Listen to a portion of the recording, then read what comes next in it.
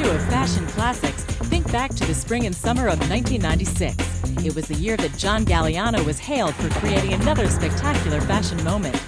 Newcomer Antonio Berardi premiered his first ever collection. Model of the moment Carolyn Murphy saw her star rise. Find out what was hot in the summer of '96 as Fashion Classics takes a look at the best of the season that was. It will be fun and entertaining.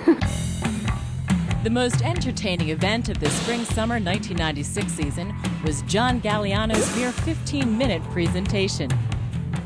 But in those short minutes, Galliano managed to stage a major fashion moment. This spectacle had the world's highest-paid supermodels emerging from trap doors and wiggling through the audience who was seated on and off the stage. We wanted people to feel almost like they were walking through the backstage of the theatre. I wanted people to smell the grease paint, to see the oil, the tutus, to feel it as part of that unself-conscious beauty that we were trying to portray this season. And I wanted for you all to be on the stage as well.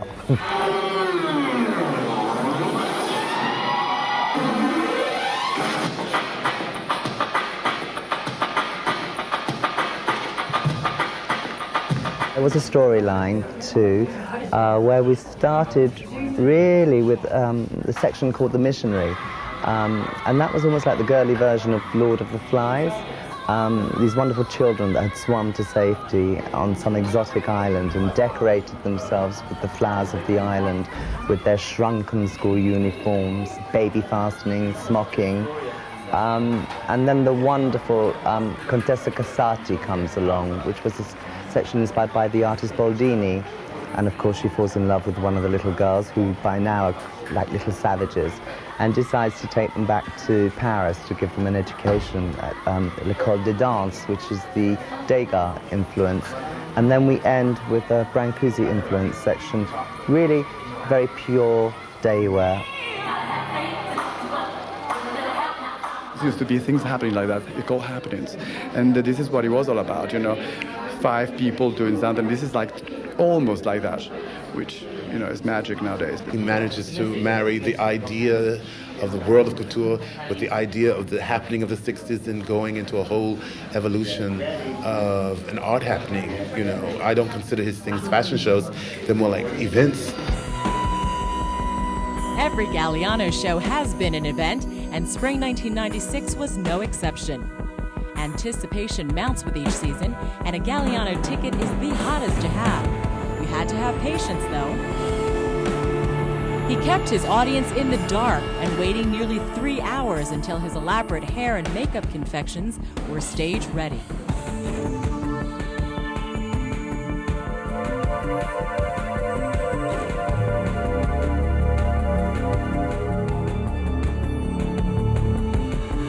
One season, even Madonna lost patience and left before the true spectacle began.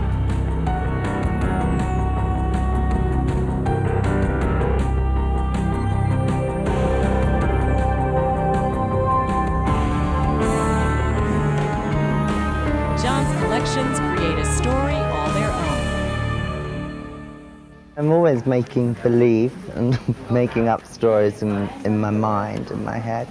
I find it adds a richness to the clothes to have a personality or a life, to know who she is, where she sleeps, what she drinks, does she live by electricity or candlelight. It just adds another richness to know this personality. For over 22 years, Manolo Blahnik creates shoes that even Cinderella would envy.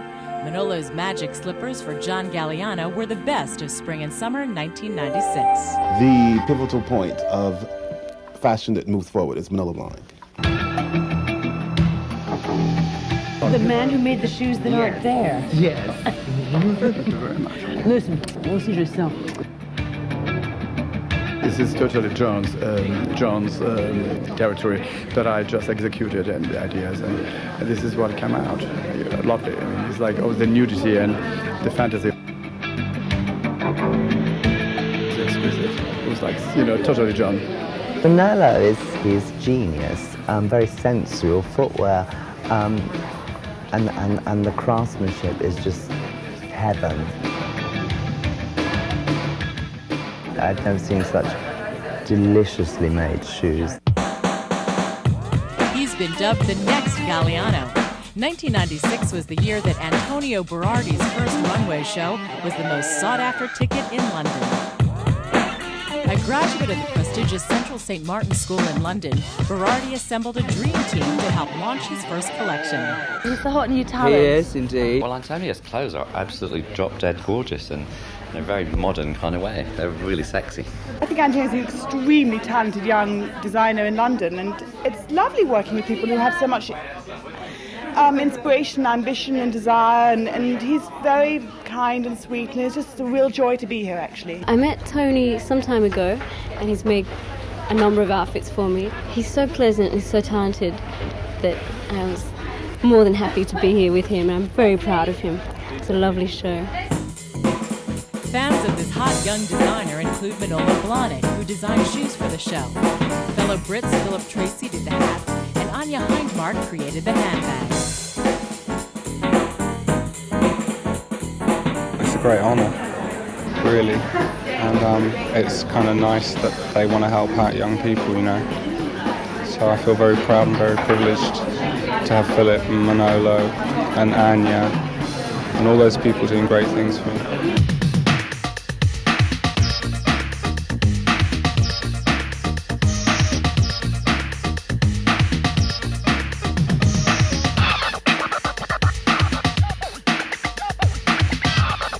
My inspiration comes a lot from my background.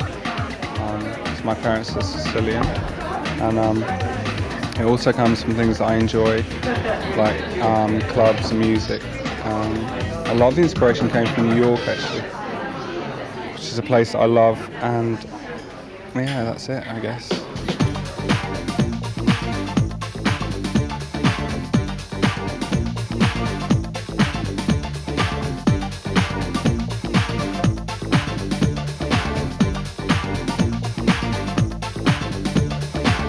Hopefully it will go somewhere, and hopefully people like what they saw, and so, you know, we'll just take it from there. But it's kind of like, I'm new to this, so we'll just play it by ear, I guess. I loved what he did. I thought it was amazing. I love his sleeves, his details, his incredible seaming. There were just amazing things in the show. A look back at Antonio Berardi for spring 1996. One color made headlines in spring 1996. A lot of green. I think the green variations are just amazing. If you wore shades of green this year, you were in step with the trendsetters.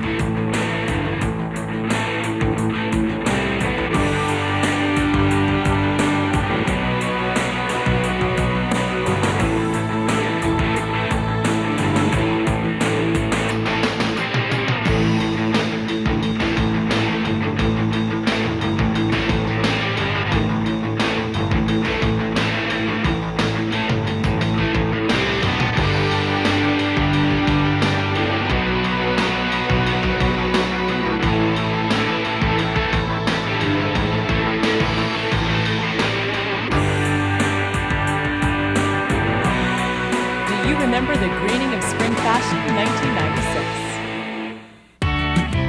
Now meet Carolyn Murphy. Hands down, Carolyn was the hottest young model to hit the scene in 1996. In fashion's fickle circles, models are in or they're out. 1996 was Carolyn's year. I'm from Fort Walton Beach, Florida. It's a redneck Riviera. It's in the panhandle of Florida. Not many people know about it. I'm ultimately a geek, I guess. I don't know.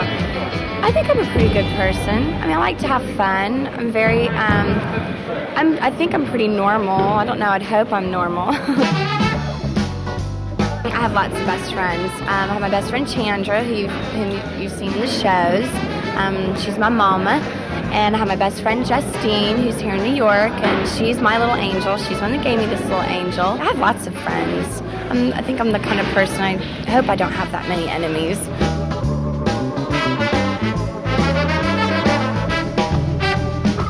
There's a lot of great people out there in this business, and I'm tired of people trashing this business, and I only wish that all the people out there really knew all the creativity, all the minds that went into this business, because everybody's incredible. And I say that genuinely from my heart, and it's not just like in the fashion shows, it has to do with the magazines, the whole schlemizel, everybody. Music is probably my next big passion. If I wasn't doing this, I'd probably be one of those people in the subways really trying to make it big. Carolyn scored big in 1996.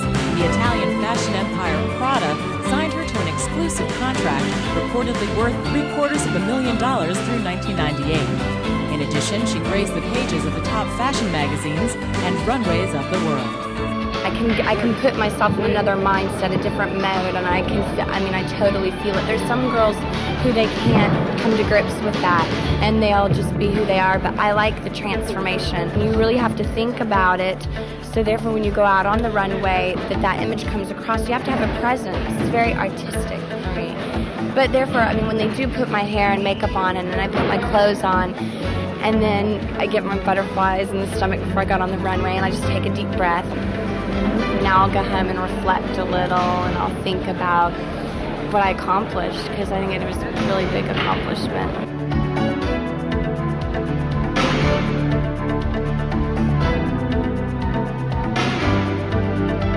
I just want to say that I hope everybody enjoyed the story about the little redneck girl from Florida here in New York City, and I appreciate everybody who's helped me out with this and who's given me all their support and followed me along this happy trail of the fashion world.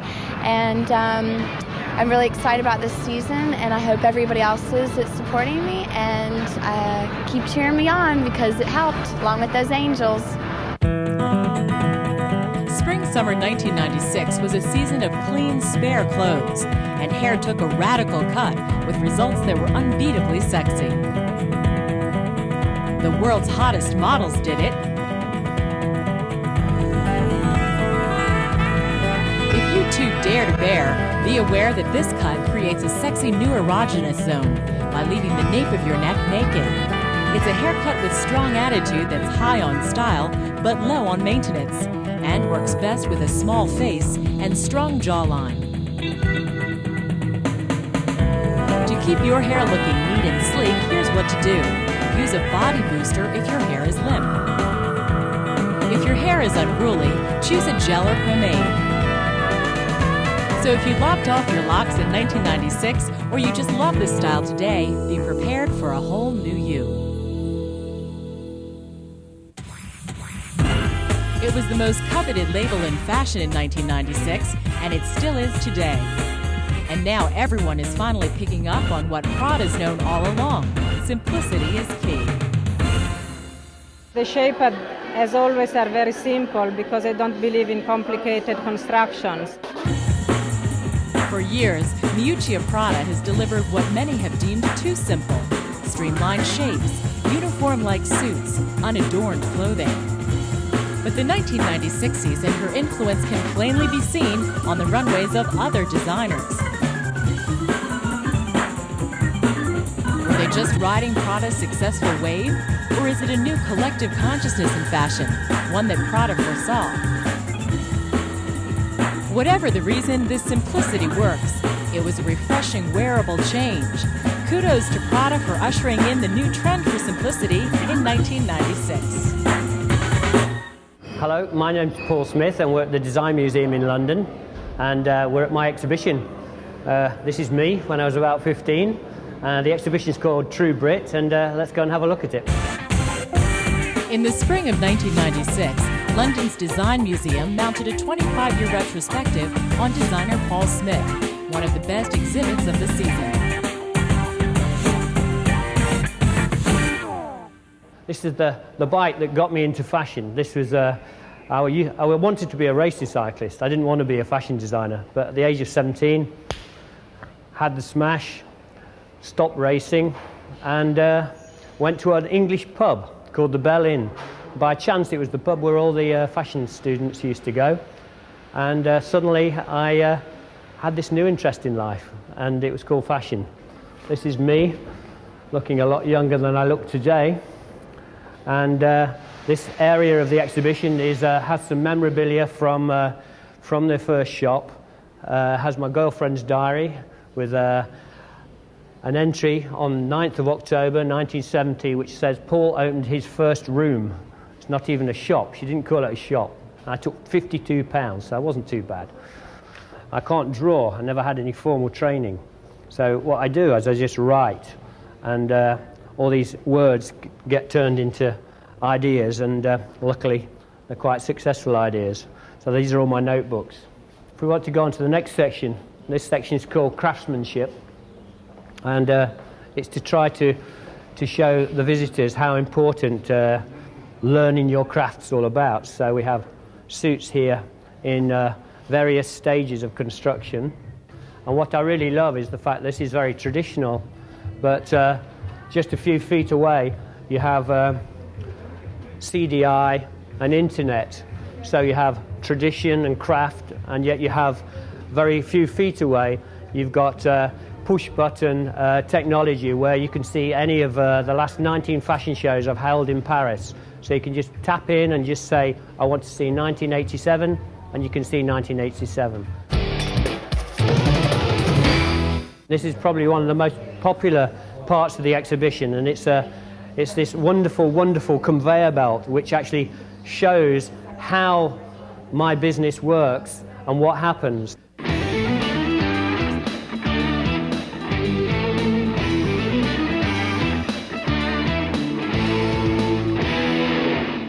There he is, one happy customer. This section here, which is probably hard for you to see, but this is everybody who came to my studio in Covent Garden, they always go, wow, this is so crazy, and it's full of memorabilia, strange things, objects from all over the world. And so the Design Museum said, well, why don't we take it to the Design Museum? So we did. So I have no office anymore, no studio, nothing to sit on. I'm working off a cardboard box, but I don't care. The whole world can see it, and they really love it, apparently. It's the alternative Santa's Grotto, they call it. It's worth a visit, and I hope you enjoy it. Another item that made fashion news in spring 1996 was the dress. And one of the most popular styles this season was the shirt dress, replacing the slip dress of seasons past.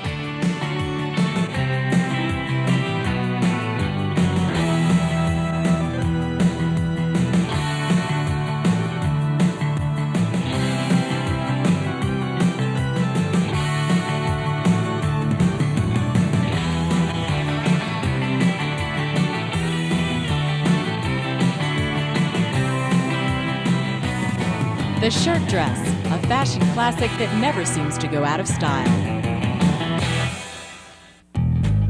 In London, a store that made fashion news in '96 was a boutique called Hawa. Here's a look back. Hi, welcome to Hawa. What has Hawa got that's different from other stores?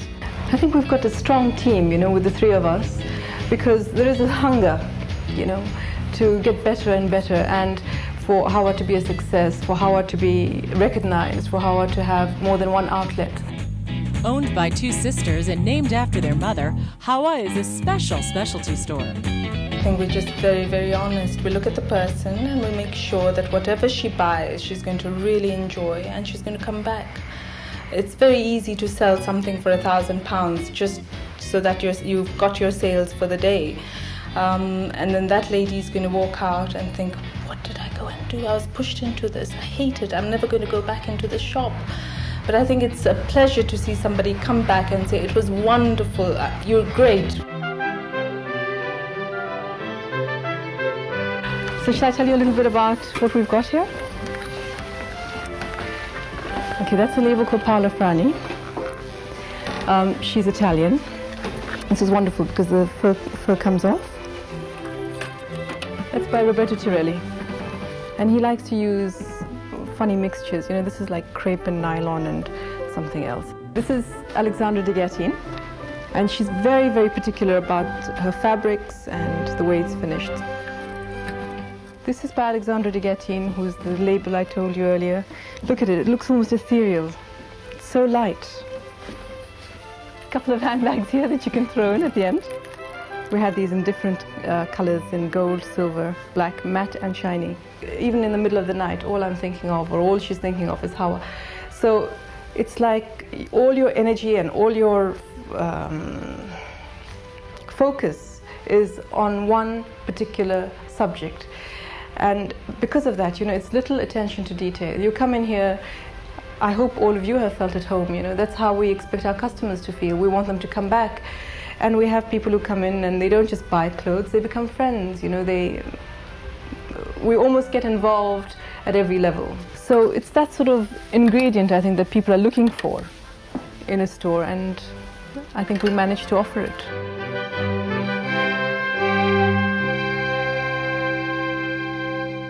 Some shows are really fabulous because the makeup is so beautiful and they look so pretty. Some shows it's a disaster because they look kind of ghastly, and it's the makeup that makes a big difference. But any show where Kevin Aucoin picks up his blush brush, beautiful women are guaranteed to appear. I love him because he always made me look beautiful. There's nobody who can touch the makeup, the art of applying the cosmetic like Mr. Aucoin.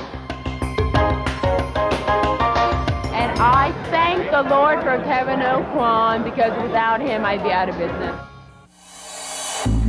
Kevin created the best look of the spring-summer 1996 season for designer Richard Tyler.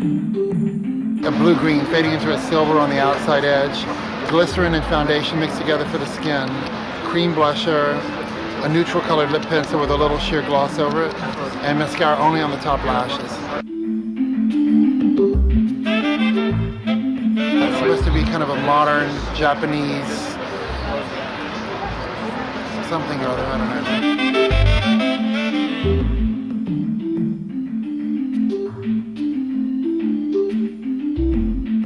What is beauty? Beauty is knowing who you are and not being afraid to express that to other people, to your family, whatever it is you are inside. I think the best of the trends are that there is a lot of beautiful silk shantung that's being used. Almost all of the really good designers use this fabric, and it's very lightweight and very beautiful, and kind of has a iridescence about it. This was the season that silk shantung emerged by light of day to become the fabric of choice for spring 1996. Cut into endless new variations, silk shantung was hipper than ever.